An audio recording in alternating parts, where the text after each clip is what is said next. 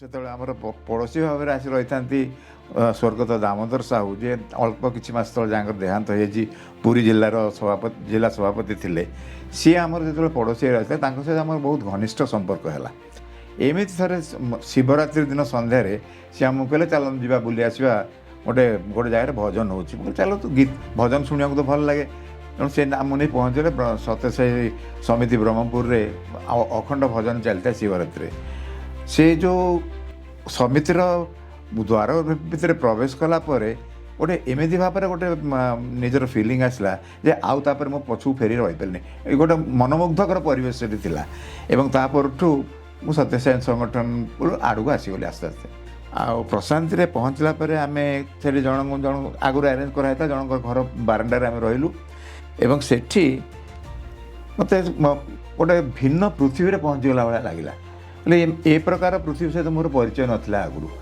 ଏବଂ ସେଠି ଯେଉଁ ଲୋକମାନଙ୍କର ଯେଉଁ ଆଗ୍ରହ, ଯେଉଁ ପୁରା ଅଧୀରତା, କେମିତି ଜଣଙ୍କର ଦର୍ଶନ କରିବା ପାଇଁ, ମୁଁ କହିଲି ୟାଙ୍କ ପାଖରେ ନିଶ୍ଚୟ କିଛି ଗୋଟେ ଅଛି ଯେଉଁଥିପାଇଁ ଲୋକମାନଙ୍କ ଭିତରେ ଏତେ ଆଗ୍ରହ ହେଉଛି। ଏବଂ ମୋର ସୌଭାଗ୍ୟକୁ ତାର ଅଳ୍ପ ଦିନ ପରେ ଆମର ଯେଉଁ ଏସ୍ ଆପାରାଓ ବୋଲି ଜଣେ ପୁଲିସ ଅଫିସର ଥାନ୍ତି, ଅଳ୍ପ କିଛି ମାସ ତଳେ ତାଙ୍କର ବି ଦେହାନ୍ତ ହୋଇଯାଇଛି। ସିଏ ଏକଦମ ଶୃଙ୍ଖଳିତ ମଣିଷ। ସିଏ ବ୍ରହ୍ମପୁର ସମିତିକୁ, ମୋତେ, ଆମ ସମସ୍ତଙ୍କୁ ସାଙ୍ଗଠନିକ ଶୃଙ୍ଖଳା ଶିଖେଇଲେ ଏବଂ ସଂଗଠନର ମହତ୍ଵ କେତେ, ଠିକ୍ ଟାଇମ୍ରେ କେମିତି ଆରମ୍ଭ କରିବାକୁ ହୁଏ, ଠିକ୍ ଟାଇମ୍ରେ ସାରିବାକୁ ହୁଏ ଏବଂ କ'ଣ ନିୟମର ପାଳନ କରିବାକୁ ହୁଏ, ଏସବୁ ମୁଁ ତାଙ୍କଠୁ ଶିଖିଲି। ତିନୋଟି ଯାକ ସିଏ ମୋର ଅଭ୍ୟାସ ଥିଲା। କିନ୍ତୁ କାର୍ଡ଼ଟି ଆଗରୁ ଛାଡ଼ି ଦେଇଥାଏ, କିନ୍ତୁ ସିନେମା ଏବଂ ସିଗାରେଟଟି ଅଭ୍ୟାସ ଏପର୍ଯ୍ୟନ୍ତ ଥିଲା।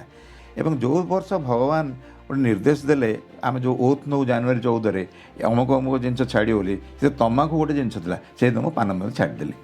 ଏବଂ ମୋର ଗୋଟେ ଡାଇଗ୍ରେସନ୍ ଭାବରେ କହିପାରେ, ମୋ ଯେଉଁ ସାଙ୍ଗମାନେ ଥିଲେ ସେମାନେ କହିଲେ ସତ୍ୟସାଇ ନିଶ୍ଚୟ ଭଗବାନ ହେଇଥିବେ, କାରଣ ତୁ ଯେଉଁ ପାନ ଛାଡ଼ି ଦେଇପାରିଲୁ ତା ଅର୍ଥ ଏହା ପ୍ରମାଣ କରୁଛି ଯେ ସତ୍ୟସାଇ ହେଉଛନ୍ତି ଭଗବାନ।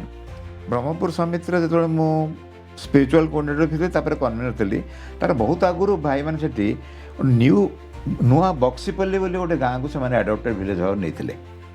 ଏବଂ ସିଏ ଗୋଟେ ଥିଲା ଗୋଟେ ମିରାକଲ୍। ସେ ଗାଁ ପୁରା ନୋଳିଆ ଗାଁ, ପ୍ରାୟ ସମସ୍ତେ ତେଲୁଗୁ ଭାଷାଭାଷୀ ଏବଂ ସେମାନେ ମାଛ ଧରିବା ହେଉଛି ତାଙ୍କର ଜୀବିକା। ସମସ୍ତେ ମାଛ ଧରନ୍ତି, କିନ୍ତୁ କିଏ କ୍ରମଶଃ ମାଛ ଖାଇବା ଛାଡ଼ିଦେଲେ। ମଦର ପ୍ରଚୁର ଅଭ୍ୟାସ ହେଇଥାଏ, ମଦ ପିଇବା ଛାଡ଼ିଦେଲେ। ଏବଂ ଏଇ ଯେଉଁ ବକ୍ସିପଲ୍ଲୀର ଯେଉଁ ଅନୁଭୂତି, ସେ କ୍ରମଶଃ ଅନ୍ୟାନ୍ୟ ଗାଁକୁ ମଧ୍ୟ, ଯେତେକ ସବୁ କୋଷ୍ଟାଲ୍ ଗାଁ ଅଛି ସେ ସବୁକୁ ସ୍ପ୍ରେଡ୍ କଲା। ମାର୍କଣ୍ଡି ବୋଲି ଗୋଟେ ବଡ଼ ଗାଁଟେ ଅଛି, ସେ ଗାଁକୁ ସେଠି ଖୁବ୍ ଜୋରଦାର ଭାବରେ ଏଇଟା ଆରମ୍ଭ ହେଇଥିଲା। ମୁଁ ଯେତେବେଳେ ସମିତିର କନଭେନର ହେଲି, ସେତେବେଳକୁ ଅଲରେଡ଼ି ସେଠି ମଞ୍ଜି ବୁଣା ହେଇସାରିଥିଲା। ଏବଂ ସେଠି ଆମର ଆମେ ନିୟମିତ ଭାବରେ ଗୋଟେ ସପ୍ତାହରେ ବକ୍ସିପଲ୍ଲୀ, ଗୋଟେ ସପ୍ତାହରେ ମାର୍କଣ୍ଡି, ଏମିତି ଯାଇ ପ୍ରତ୍ୟେକ ସପ୍ତାହରେ ଆମେ ଯାଉଥିଲୁ। ଏବଂ ସେ ତାପରେ କ୍ରମଶଃ ମାର୍କଣ୍ଡି ପରେ ଗୋଟେ ସୁନାପୁର ବୋଲି ଗୋଟେ ଯାହା, ସୁନାପୁର ବୋଲି ପାତି ସୁନାପୁର, ପାଣି ଭିତରେ ପଶି ତା ଭିତରେ ଚାଲି ବହୁତ ସୁନ୍ଦର ଚମତ୍କାର ଅନୁଭୂତି ସବୁ ହେଇଛି। ଏବଂ ମୋ ପୂର୍ବରୁ ଥିବା ଭାଇମାନେ ତାଙ୍କର ଆହୁରି ବେଶୀ ଅନୁଭୂତି ଥିଲା।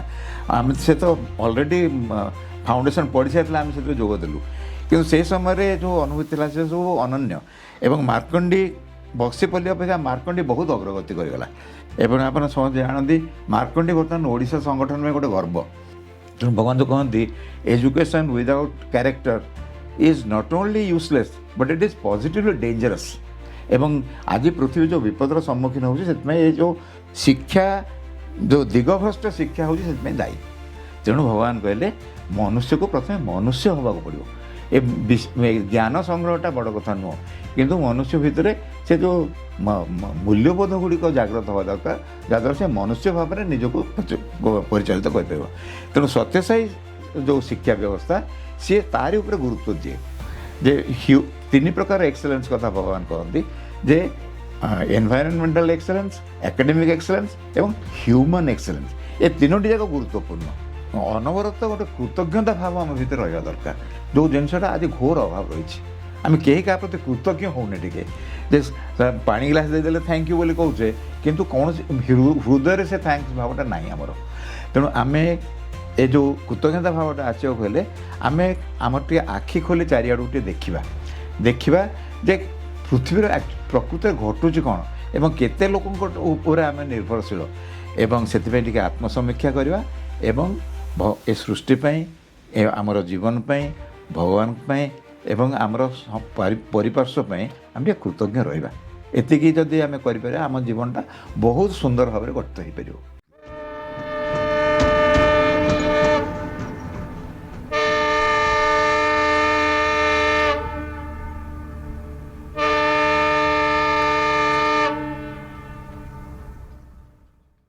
ओम श्री साईराम साई अनंत साई कथा अनंत प्रशांत एक्सप्रेस आज एक नूतन अध्याय को आपण मानक स्वागत करुच्ची मु शीतल स्वरूप।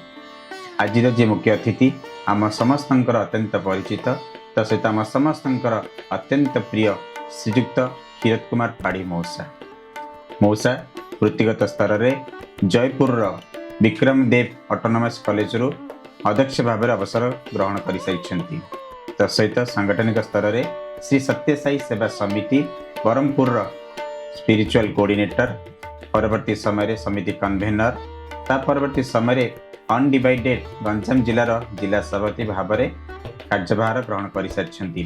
वर्तमान समय मौसा state incharge EHP education in human values रे दायित्व ग्रहण कर चलतु आ विलंब न करी मौसा मुहर शुणा भगवान श्री सत्यसाई बाबा सह दिव्य यात्रा किभली भाव रही। साईराम मौसा प्रशांति एक्सप्रेस आज अध्याय को आपन को स्वागत। साईराम मौसा केमिति अछंती? भल अच्छी भगवान को ऊपर खूब भल अच्छी। जाहु मौसा भगवान आपन को सदा सर्वदा एमिति भलरे रखि थांतु। मौसा आज कार्यक्रम आरंभ करे पूर्व आम भगवान को टिके आराधना करबा।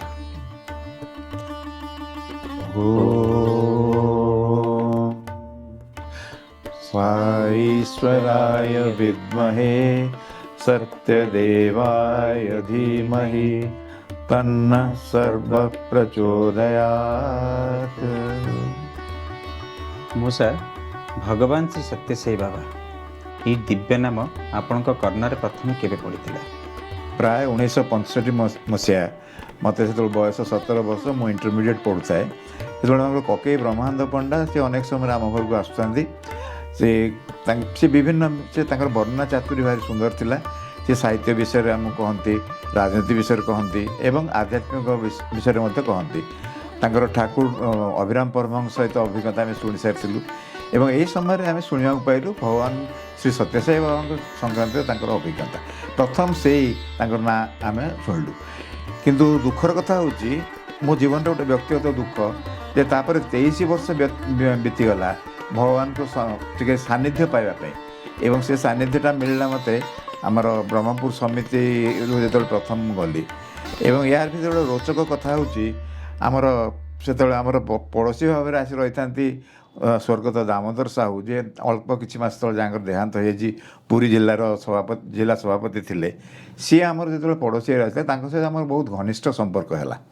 सी मत क्रमशः संपर्क बढ़ला पर सी मत बारंबार कहती आपण समिति कहीं जाऊना आपण भगवान को विषय बारंबार कहती मुझे सब कहे मोर से किसी आग्रह ना सी मत कहते आप बड़ भाई पुत्र है आप पशुना मो पिछा सब लगी था मुझे सब कि आभोड करदे थाए आम बेले बेले मझे मिसिक दुई परिवार बुलवाक जाऊ एमती थे शिवरात्रि दिन सन्धार सी आमको कहले चल जा बुली आसवा गोटे गोटे जगह भजन हो चलो तो गीत भजन शुणा तो भल लगे तेणु से आम नहीं पहुँचले सत्यसाई समिति ब्रह्मपुर रे अखंड भजन चलता शिवरात्रि से जो समितिर द्वार भितर प्रवेश कला गोटे एमती भाव में गोटे निजर फिलिंग आसला जे आउ तापर मो पछू फेरी रही पारे गोटे मनमुग्धकर परिवेश थिला एवं तापरठू मु सत्यसाई संगठन आड़ को आसीगली आस्ते आस्ते।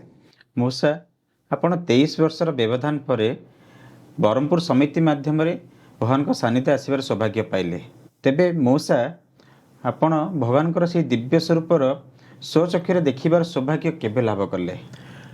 शिवरात्रि दिन राति ब्रह्मपुर समिति रे अखंड भजन रे जोग देवा परे क्रमशः ए संक्रांत टिके आमर आग्रह बढ़ला एवं सी दाम भाई था सी दशहरा बेले प्रशांत नीलम बाहर से गोटे मु नुआ कि गोटे घरटे तैयारी करता तार केवल कबाट लगी था सामने पछे जोड़े ग्रिल आ कि न था दाम भाई को पाखे मु चिर कृतज्ञ ଯେ ସିଏ ରାତାରାତି ଯାଇ ରଣପୁର ଯାଇ ବଢ଼େଇ କାଠ ଯୋଗାଡ଼ କରି ଆସି ଝରକା ତିଆରି କରିଦେଲେ ଏବଂ କବାଟ ଗୋଟେ ଦୁଇଟା ଲଗେଇ ଦେଇ ତାପରେ ଆମେ ତାଲା ପକେଇ ଦେଇ ଦଶହରାରେ ଚାଲିଲୁ ପ୍ରସାଦ ନୀଳମ।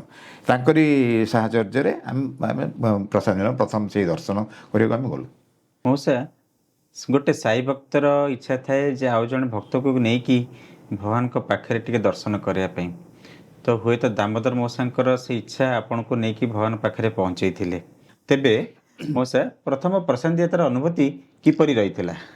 ସେତେବେଳେ ଗୋଟେ ନୂଆକରି ଗୋଟେ ଟ୍ରେନ୍ ଚାଲିଥାଏ, ହାଓଡ଼ା ବାଙ୍ଗାଲୋର ଏକ୍ସପ୍ରେସ୍। ସେଥିରେ ଆମେ ସବୁ ଟିକେଟ୍ କରି ଗଲୁ। ବ୍ରହ୍ମପୁର ଅନ୍ୟ 15ଟି ଯାକ ବର୍ଥ ଆମର ଥିଲା। କିନ୍ତୁ ଆମେ ଯାଇ ପ୍ରଥମେ ରହିଗଲୁ ବାଙ୍ଗାଲୋରରେ। ଆମେ ଟିକେ ବୁଲାବୁଲି କରି ଯିବୁ ବୋଲି, କିନ୍ତୁ ଅନ୍ୟ ଭାଇମାନେ ଯେହେତୁ ସେମାନେ ଅଧୀର ଥିଲେ କେମିତି ପ୍ରଶାନ୍ତିରେ ପହଞ୍ଚିଗଲେ, ସେମାନେ ସିଧା ଚାଲିଗଲେ। ଆମେ ଯେତେବେଳେ ଯାଇ ବାହାରିଲୁ ଯେତେବେଳେ ପ୍ରଶାନ୍ତି ନିଳମ, ଆମେ ଜାଣିପାରିଲୁନି କେମିତି ଯିବୁ, କ'ଣ ପ୍ରଶାନ୍ତି ନିଳମ କେଉଁଠି। କିନ୍ତୁ କିଏ କହିଲେ ବସ୍ ଅଛି, ଗୋଟେ ବସ୍ରେ ଚଢ଼ିଲୁ, କିନ୍ତୁ ସେଟା ଦେଖିଲୁ ସେଟା ପ୍ରଶାନ୍ତି ଯାଇନି, ସେଟା ପେନୁକୋଣ୍ଡା ବୋଲି ଗୋଟେ ଜାଗାରେ ଆମକୁ ଓହ୍ଲାଇ ଦେଲା।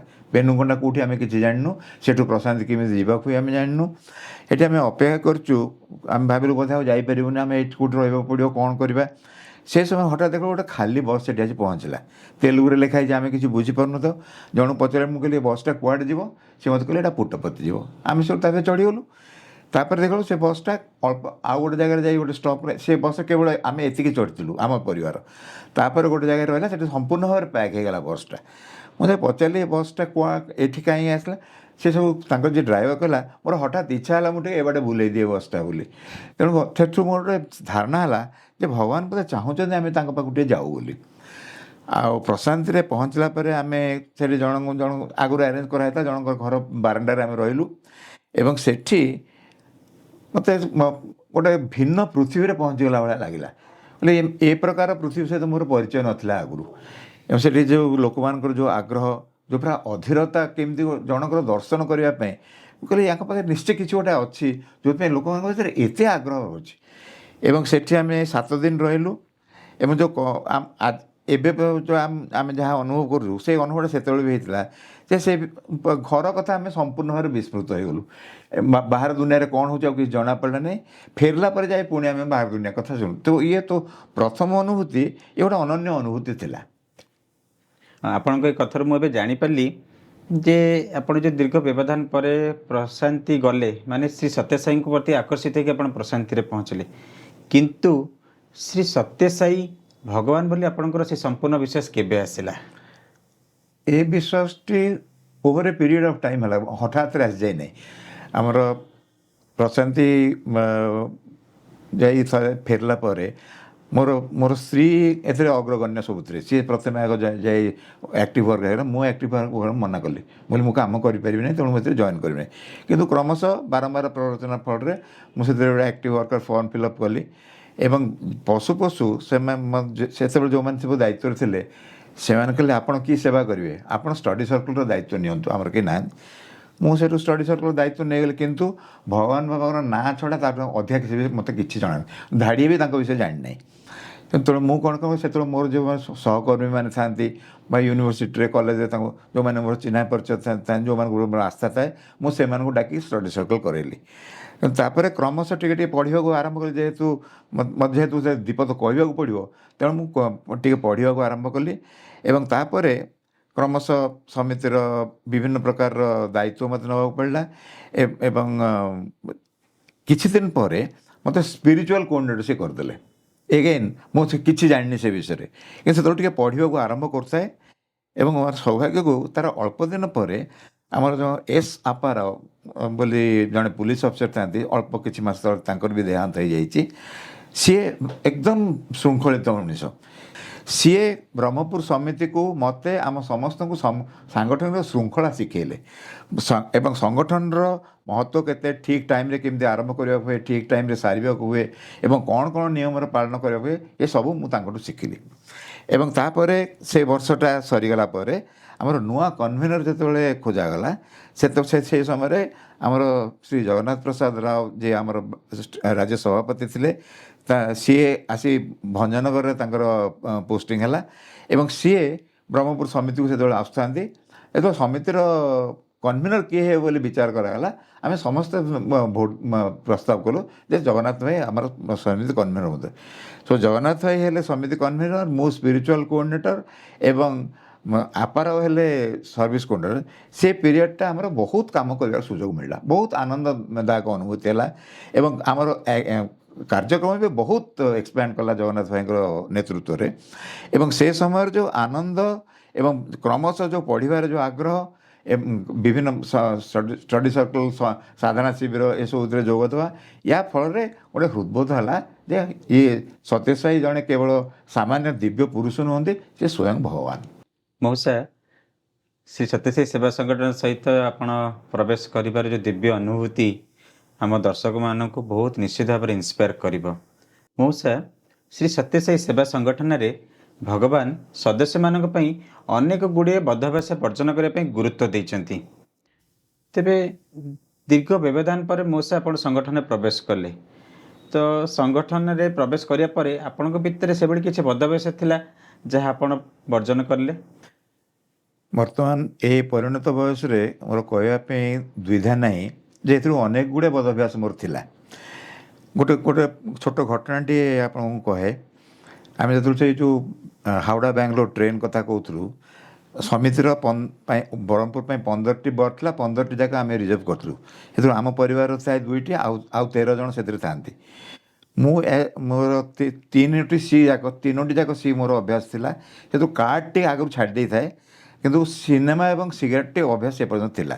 सो जमी आम ट्रेन रे चढ़िलु मु सांगे सांगे गोटे सिगरेट अग्नि संयोग कर टाणिया को आरंभ कली मु लक्ष्य कली जे 13 जोड़ा आखि मत अनेक बसचंती मत अनकम्फर्टेबल लगिला मोर मन न थाए जे भगवान बाबा यार एत तीव्र विरोध करती बोली तापर मोर मन पड़ा जे भगवान बाबा स्मोकिंग को भल पाती ना सेठू मुझे दुआर मुहर ठिया टाणी कि से जन किए जाए पाई पहुँचले मुझे ट्रेन बाथरूम रे जाए सिगरेट टाणी एत अभ्यासटा एत जोरदार थिला तापर प्रशांत नीलम रे जाए बाथरूम रे टाणी तापर किसी 2-4 दिन से रहा मुझे अनुभव कली जे भगवान को पाखु आसी एत लुचा चोरा कारबारटा मतलब भल लगलानी मुझे सिगरेटा छाड़देली आ परवर्ती समय मोर पान अभ्यास भी थाए पान समितिर जो ऑफिस बेरर हवा पड़ा से मन मन गोटे चिंता है जे मुझे गोटे ऑफिस बेरर है जदि जो पान सिनेमा इत्यादि अभ्यास थाए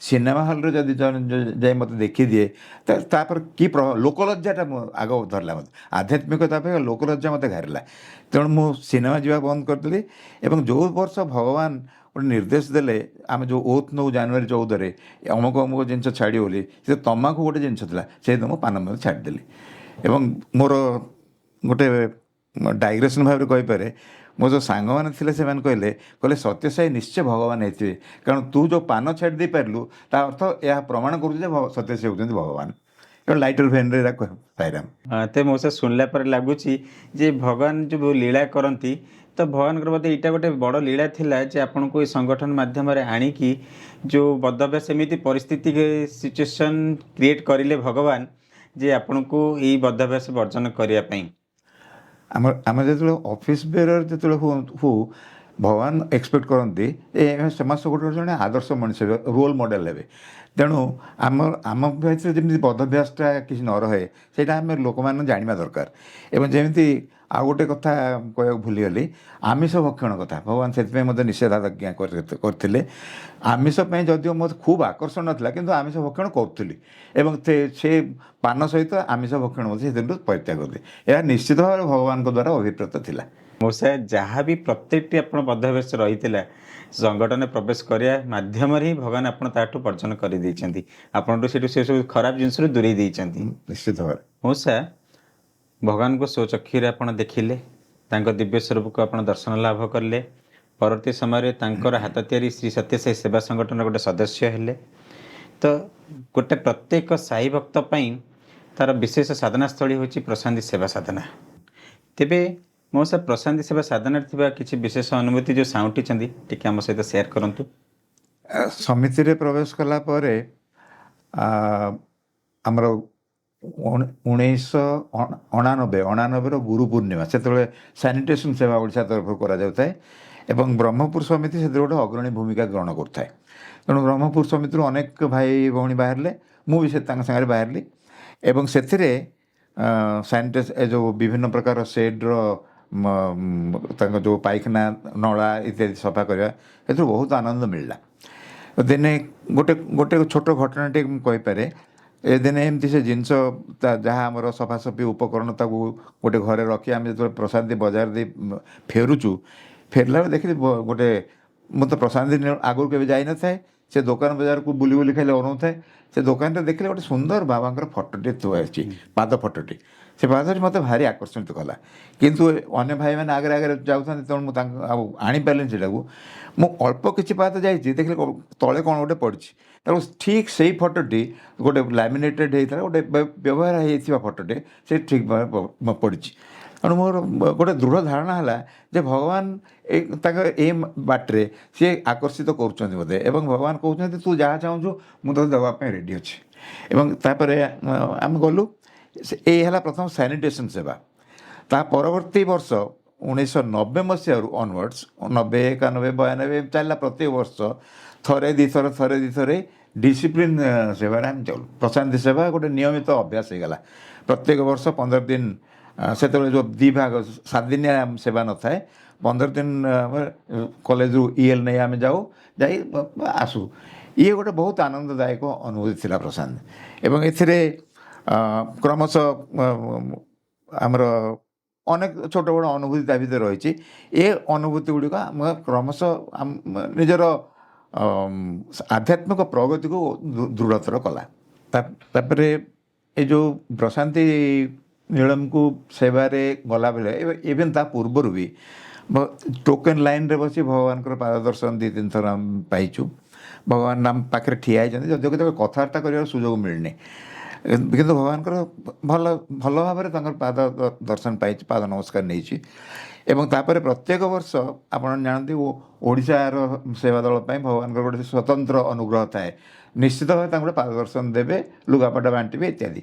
ଏବଂ ସେଇଟା ନିୟମିତ ଭାବରେ ଆମେ ପାଉଥିଲୁ ଏ ଯେତେ ଦିନ ଏଇ ଡିସିପ୍ଲିନ୍ ସେବାରେ ଆମେ ଯାଉଥିଲୁ। ଏବଂ 2 ବର୍ଷ ମୋର ମନେ ଅଛି, ଯେତେବେଳେ 1993 ମସିହାରେ ପ୍ରଶାନ୍ତି ନୀଳମରେ ବିଭ୍ରାଟ ହେଲା, ଭଗବାନ ଯାଇ ବୃନ୍ଦାବନରେ ରହୁଛନ୍ତି, ଆମେ ପ୍ରଶାନ୍ତି ସେବା ସାରି ହ୍ୱାଇଟ୍ ଫିଲ୍ଡ ଯାଉ ଏବଂ ସେଠାରେ ପାଦ ଦର୍ଶନ ଭଗବାନ ଦିଅନ୍ତି, ତାପରେ ଆମେ ଫେରୁ। ତେଣୁ ଏ ପାଦ ଦର୍ଶନ ସୌଭାଗ୍ୟ ମଧ୍ୟ ମିଳିଛି।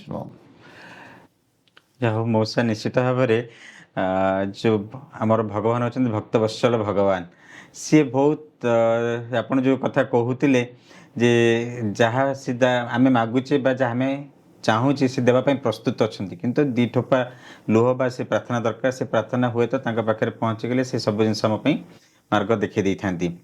ତ ଏଇ ସମୟ ଭିତରେ ମଉସା ଆପଣ ସଂଗଠନର ବହୁତ ଗୁରୁତ୍ୱପୂର୍ଣ୍ଣ ଦାୟିତ୍ୱ ଭଗବାନ ଆପଣଙ୍କୁ ପ୍ରଦାନ କଲେ, ଯଥା ଆପଣ ଶ୍ରୀ ସତ୍ୟସାଇ ସେବା ସମିତି ବ୍ରହ୍ମପୁରର ସମିତି ସ୍ପିରିଚୁଆଲ କୋଅର୍ଡିନେଟର, ପରବର୍ତ୍ତୀ ସମୟରେ ଆପଣ ସମିତି କନଭେନର, ତା ପରବର୍ତ୍ତୀ ସମୟରେ ଆପଣ ଅବିଭକ୍ତ ଗଞ୍ଜାମ ଜିଲ୍ଲାର ଜିଲ୍ଲା ସଭାପତି ଓ ପରବର୍ତ୍ତୀ ସମୟରେ ଆପଣ ଷ୍ଟେଟ୍ କୋଅର୍ଡିନେଟରର ଦାୟିତ୍ୱ ଇଏଚପିରେ ନେଲେ।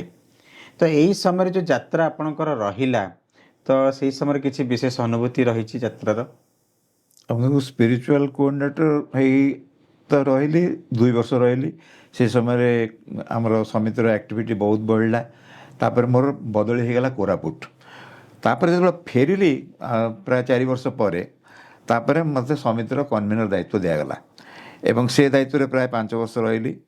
ତାପରେ ଯେତେବେଳେ ଜିଲ୍ଲା ସଭାପତି ଅବିଭକ୍ତ ଗଞ୍ଜାମ ଜିଲ୍ଲାର ମୋତେ ଜିଲ୍ଲା ସଭାପତି ଦାୟିତ୍ୱ ଦିଆଗଲା, ହରେକୃଷ୍ଣ ଭାଇନା ଥାନ୍ତି ସେତେବେଳେ ରାଜ୍ୟ ସଭାପତି। ଏନିୱେ ସେ ଜିଲ୍ଲା ସଭାପତି ପ୍ରାୟ 4-5 ବର୍ଷ ଖଣ୍ଡେ ରହିଲି। ଏହି ସମୟରେ ଆମର ସଂଗଠନର ବିଭିନ୍ନ ଭାଗରେ ମୋତେ ଯୋଗଦାନ କରିବାର ସୁଯୋଗ ମିଳିଛି। ଗୋଟିଏ ଜିନିଷ ମୁଁ ଏଠି ଉଲ୍ଲେଖ କରିବାକୁ ଚାହିଁବି, ବ୍ରହ୍ମପୁର ସମିତିର ଯେତେବେଳେ ମୁଁ ସ୍ପିରିଚୁଆଲ କୋଅର୍ଡିନେଟର ଥିଲି, ତାପରେ କନଭେନର ଥିଲି, ତାର ବହୁତ ଆଗରୁ ଭାଇମାନେ ସେଠି ନୂଆ ବକ୍ସିପଲ୍ଲୀ ବୋଲି ଗୋଟେ ଗାଁକୁ ସେମାନେ ଆଡପ୍ଟେଡ଼ ଭିଲେଜ ଭାବରେ ନେଇଥିଲେ। ଏବଂ ସିଏ ଗୋଟେ ଥିଲା ଗୋଟେ ମିରାକଲ। ସେ ଗାଁ ପୁରା ନୋଳିଆ ଗାଁ, ପ୍ରାୟ ସମସ୍ତେ ତେଲୁଗୁ ଭାଷାଭାଷୀ ଏବଂ ସେମାନେ ମାଛ ଧରିବା ହେଉଛି ତାଙ୍କର ଜୀବିକା। ସମସ୍ତେ ମାଛ ଧରନ୍ତି କିନ୍ତୁ କି କ୍ରମଶଃ ମାଛ ଖାଇବା ଛାଡ଼ିଦେଲେ। ମଦର ପ୍ରଚୁର ଅଭ୍ୟାସ ଥାଏ, ମଦ ପିଇବା ଛାଡ଼ିଦେଲେ। ଏବଂ ଏଇ ଯେଉଁ ବକ୍ସିପଲ୍ଲୀର ଯେଉଁ ଅନୁଭୂତି ସେ କ୍ରମଶଃ ଅନ୍ୟାନ୍ୟ ଗାଁକୁ ମଧ୍ୟ ଯେତେକ ସବୁ କୋଷ୍ଟାଲ ଗାଁ ଅଛି ସେ ସବୁକୁ ସ୍ପ୍ରେଡ୍ କଲା। ମାର୍କଣ୍ଡି ବୋଲି ଗୋଟେ ବଡ଼ ଗାଁଟେ ଅଛି, ସେ ଗାଁକୁ ସେଠି ଖୁବ୍ ଜୋରଦାର ଭାବରେ ଏଇଟା ଆରମ୍ଭ ହେଇଥିଲା। ମୁଁ ଯେତେବେଳେ ସମିତିର କନଭେନର ହେଲି ସେତେବେଳକୁ ଅଲରେଡ଼ି ସେଠି ମଞ୍ଜି ବୁଣା ହେଇସାରିଥିଲା ଏବଂ ସେଠି ଆମର ଆମେ ନିୟମିତ ଭାବରେ ଗୋଟେ ସପ୍ତାହରେ ବକ୍ସିପଲ୍ଲୀ, ଗୋଟେ ସପ୍ତାହରେ ମାର୍କଣ୍ଡି ଏମିତି ପ୍ରତ୍ୟେକ ସପ୍ତାହରେ ଆମେ ଯାଉଥିଲୁ। ଏବଂ ସେ ତାପରେ କ୍ରମଶଃ ମାର୍କଣ୍ଡି ପରେ ଗୋଟେ ସୁନାପୁର ବୋଲି ଗୋଟେ ଯାହା ସୁନାପୁର ବୋଲେ ପାତି ସୁନାପୁର ପାଣି ଭିତରେ ପଶି ତା ଭିତରେ ଚାଲି ବହୁତ ସୁନ୍ଦର ଚମତ୍କାର ଅନୁଭୂତି ସବୁ ହେଇଛି। ଏବଂ ମୋ ପୂର୍ବରୁ ଥିବା ଭାଇମାନେ ତାଙ୍କର ଆହୁରି ବେଶୀ ଅନୁଭୂତି ଥିଲା। ଆମେ ସେ ତ ଅଲରେଡ଼ି ଫାଉଣ୍ଡେସନ୍ ପଡ଼ିସାରିଥିଲା, ଆମେ ସେଥିରେ ଯୋଗ ଦେଲୁ। କିନ୍ତୁ ସେ ସମୟରେ ଯେଉଁ ଅନୁଭୂତି ଥିଲା ସେ ସବୁ ଅନନ୍ୟ। ଏବଂ ମାର୍କଣ୍ଡି ବକ୍ସିପଲ୍ଲୀ ଅପେକ୍ଷା ମାର୍କଣ୍ଡି ବହୁତ ଅଗ୍ରଗତି କରିଗଲା। ଏବଂ ଆପଣ ସମସ୍ତେ ଜାଣନ୍ତି ମାର୍କଣ୍ଡି ବର୍ତ୍ତମାନ ଓଡ଼ିଶା ସଂଗଠନ ପାଇଁ ଗୋଟେ ଗର୍ବ। ଏବଂ କ୍ରମଶଃ ସେଇଟା ମାର୍କଣ୍ଡି ସମିତିରେ ପରିଣତ ହେଲା, ତାର ସେବା ଗ୍ରୁପ୍ ବର୍ତ୍ତମାନ ହେଇକରି ଚାରିଆଡ଼େ ସ୍ପ୍ରେଡ୍ କଲାଣି।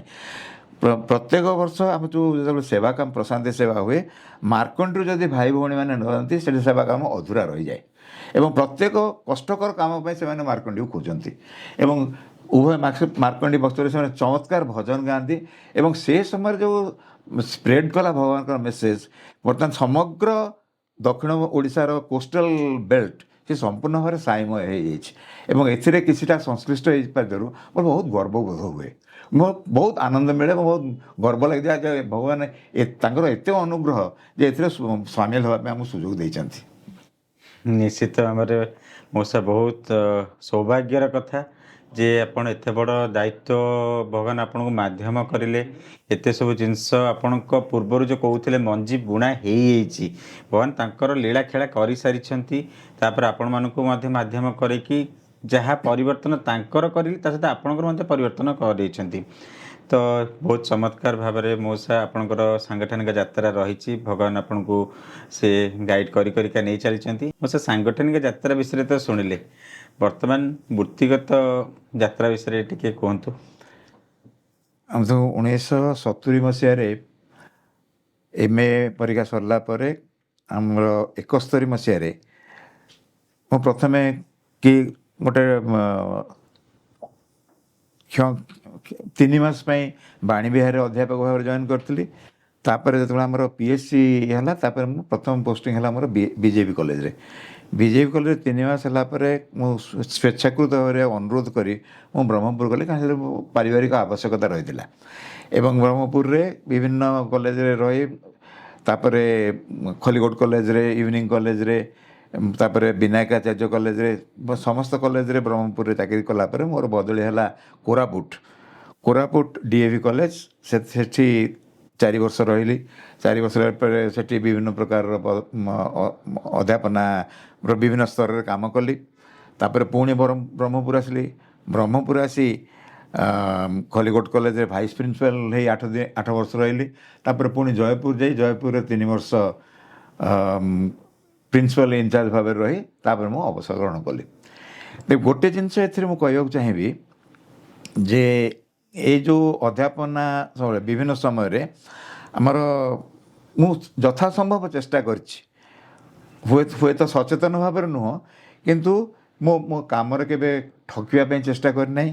ଏବଂ ଯେତିକି ମୋର କାମ ମିନିମମ୍ କାମଟା ସେତିକି ମୁଁ ନିଷ୍ଠାର ସହିତ କରିବାକୁ ଚେଷ୍ଟା କରିଛି। ଏବଂ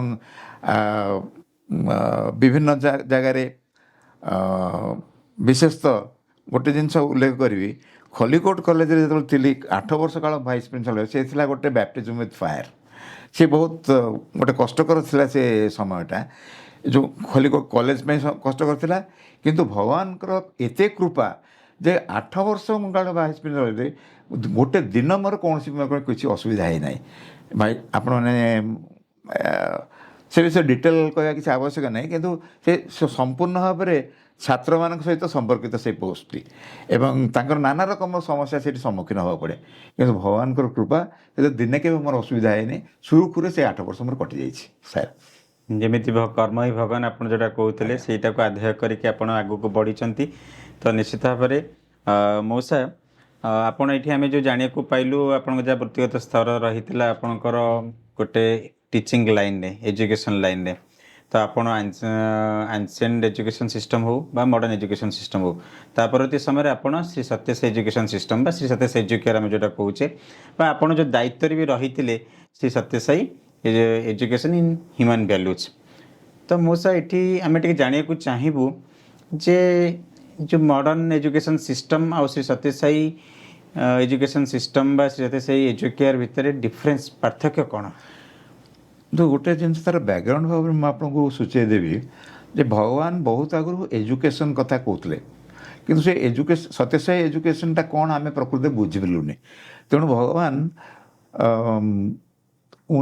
ବିଂଶ ଶତାବ୍ଦୀର ଶେଷ ଆଡ଼କୁ ଏଜୁକେୟାର ବୋଲି ଗୋଟେ ଶବ୍ଦ ବ୍ୟବହାର କଲେ। ସେ ସେତେବେଳେ ଯେଉଁ ଏଜୁକେସନ୍ କଲେ ସେ ଯାହା ଅର୍ଥ କରୁଥିଲେ ଏଜୁକେସନ୍ଟା ମୋଟାମୋଟି ସେୟା। ସେ ଏଜୁକେୟାର ଅର୍ଥ ସେ ପ୍ରାଞ୍ଜଳ ଭାବରେ ଆମକୁ ବୁଝେଇଲେ, ତାକୁ ଗୋଟେ ଫର୍ମୁଲା ଆକାରରେ ବୁଝେଇଦେଲେ। ଭଗବାନ କହିଲେ ଏଜୁକେୟାର ଅର୍ଥ ହେଉଛି two bring out from within, ଭିତରେ ଯାହା ଅଛି ତାକୁ ବାହାରକୁ ବାହାର କରିବା। ଏବଂ ଭଗବାନ ନିଜ ପ୍ରଶ୍ନ ଭିତରେ କ'ଣ ଅଛି? ଭିତରେ ଅଛି ଆମର ମାନବୀୟ ମୂଲ୍ୟବୋଧ, ଏବଂ ଏ ମୂଲ୍ୟବୋଧକୁ ବାହାରକୁ ଆଣିବା କଥା ଅର୍ଥ ହେଉଛି ତାକୁ ଜୀବନରେ ଅଭ୍ୟାସ କରିବା। ଗୋଟେ ଫର୍ମୁଲା ଆକାରରେ ଭଗବାନ ଆମ ସମସ୍ତଙ୍କୁ ଦେଇଦେଲେ। ଏ କେବଳ ଏଜୁକେସନ୍ ପାଇଁ ନୁହେଁ, ଇଏ ଆମ ସମସ୍ତଙ୍କ ପାଇଁ ଗୋଟେ ଲେସନ୍ ଯେ ଆମ ଜୀବନଟା କେମିତି ଗଠିତ ହେବ। ଯେ ମନୁଷ୍ୟ, ଯେହେତୁ ଆମେ ନିଜକୁ ମନୁଷ୍ୟ ବୋଲି କହୁଛୁ, ତା'ର ଅର୍ଥ ହେଉଛି ଆମ ଭିତରେ ସେ 5ଟି ମୂଲ୍ୟବୋଧ ରହିଛି ବୋଲି, ସେ ପ୍ରସିଦ୍ଧ 5ଟି ମୂଲ୍ୟବୋଧ। ଏବଂ ସେ 5ଟି ମୂଲ୍ୟବୋଧ କେବଳ ଜାଣିଲେ ହେବନି, ପଢ଼ିଲେ ହେବ ନାହିଁ, ତାକୁ ଭାଷଣରେ କହିଲେ ହେବ ନାହିଁ, ତାକୁ ଜୀବନରେ ଅଭ୍ୟାସ କରିବାକୁ ପଡ଼ିବ। ଏ ଯେଉଁ ଅଭ୍ୟାସଟା ପରେ ଭଗବାନ ଗୁରୁତ୍ୱ ଦେଲେ, ଏବଂ ଏଜୁକେୟାର ନିର୍ଯାସଟା ହେଉଛି ସେଇଆ। ତେଣୁ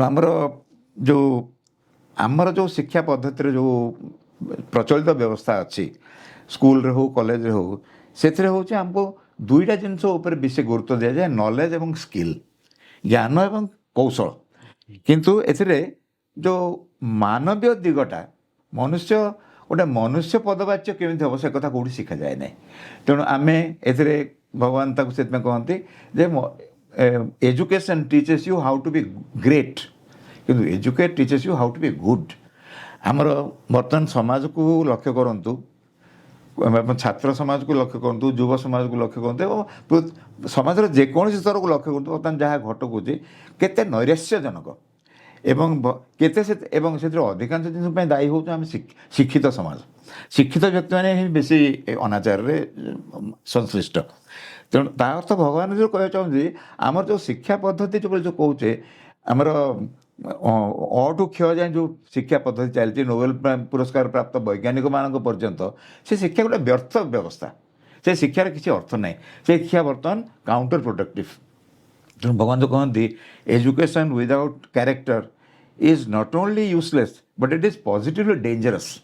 ଏବଂ ଆଜି ପୃଥିବୀ ଯେଉଁ ବିପଦର ସମ୍ମୁଖୀନ ହେଉଛି, ସେଥିପାଇଁ ଏ ଯେଉଁ ଶିକ୍ଷା, ଯେଉଁ ଦିଗଭ୍ରଷ୍ଟ ଶିକ୍ଷା ହେଉଛି ସେଥିପାଇଁ ଦାୟୀ। ତେଣୁ ଭଗବାନ କହିଲେ ମନୁଷ୍ୟକୁ ପ୍ରଥମେ ମନୁଷ୍ୟ ହେବାକୁ ପଡ଼ିବ।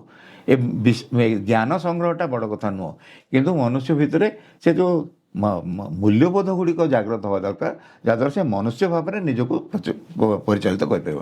ତେଣୁ ସତ୍ୟସାଇ ଯେଉଁ ଶିକ୍ଷା ବ୍ୟବସ୍ଥା, ସିଏ ତାରି ଉପରେ ଗୁରୁତ୍ୱ ଦିଏ ଯେ 3 ପ୍ରକାର ଏକ୍ସେଲେନ୍ସ କଥା ଭଗବାନ କହନ୍ତି, ଯେ ଏନଭାଇରନମେଣ୍ଟାଲ ଏକ୍ସେଲେନ୍ସ, ଏକାଡେମିକ୍ ଏକ୍ସେଲେନ୍ସ ଏବଂ ହ୍ୟୁମାନ୍ ଏକ୍ସେଲେନ୍ସ। ଏ 3ଟି ଯାକ ଗୁରୁତ୍ୱପୂର୍ଣ୍ଣ।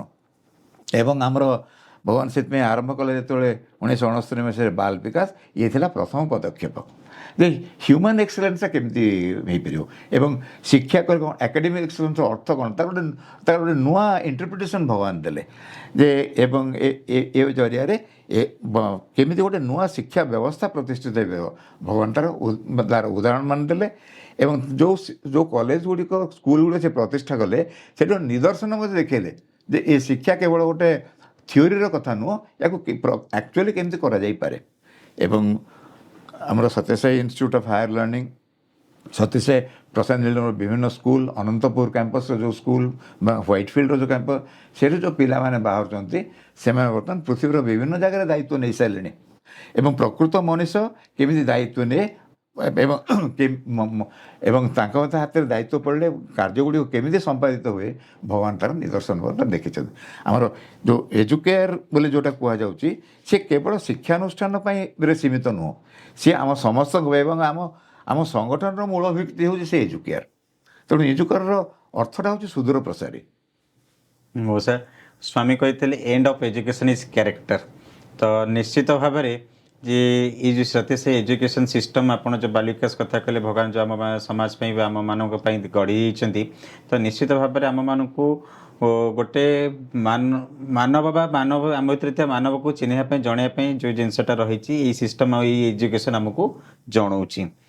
तो मौसा यही एजुकेशन सिस्टम सहित जो आप संश्लिष्ट हेले श्री सत्य साई एजुकेयर श्री सत्य Sai education in human values यही समय आपंकर बहुत गुरुत्वपूर्ण दायित्व आसी दायित्व तुले चलती ये भितर बहुत अनुभूति किसी रही समय किसी अनुभूति रही आपंकर। तो 2007 मसीह